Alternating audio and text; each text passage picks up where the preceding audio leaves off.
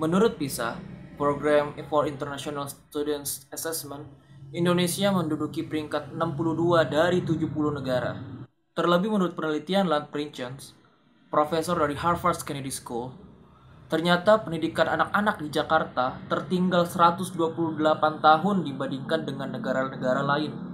Ini adalah angka yang luar biasa buruknya. Dengan kata lain, pendidikan di Jakarta tahun 2021 setara dengan pendidikan di negara maju pada tahun 1893. Yang diteliti adalah anak-anak di Jakarta, ibu kota negara.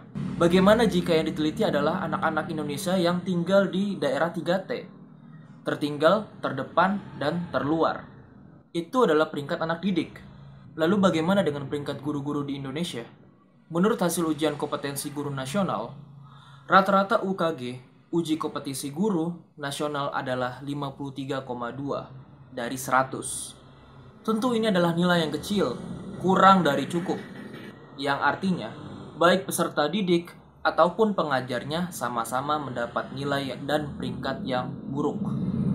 Bagaimana ini bisa terjadi? Bukankah Undang-Undang Nomor 20 Tahun 2003 Pasal 49 Ayat 1 sudah mengamanatkan bahwa 20% anggaran APBN dan APBD harus dialokasikan ke dunia pendidikan? Berarti ini bukan persoalan dana yang kurang, tapi ada hal lain yang membuat pendidikan Indonesia terbelakang.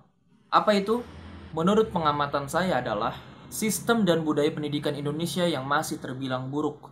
Contohnya saja guru-guru hanya berpatok pada nilai akademik tanpa melihat nilai lain yang ada pada peserta didik. Contoh lain bisa dilihat dari betapa banyaknya peserta didik yang bersekolah atau berkuliah hanya dengan tujuan untuk dapat pekerjaan enak. Dan masih banyak contoh-contoh lainnya. Menurut saya ini adalah salah satu pelecehan dalam dunia pendidikan. Ini melecehkan hakikat dari menuntut ilmu itu sendiri. Sistem dan budaya inilah yang harus kita benahi bersama-sama. Tentunya dengan cara yang efektif dan efisien. Seperti dengan memberi pengajaran tentang adab dan tata krama, mensosialisasikan kepada peserta didik serta orang tua atau walinya tentang hakikat dari menuntut ilmu, memberi pengajaran tentang mindset yang benar, dan akan ada reformasi atau mungkin revolusi dalam kurikulum di Indonesia.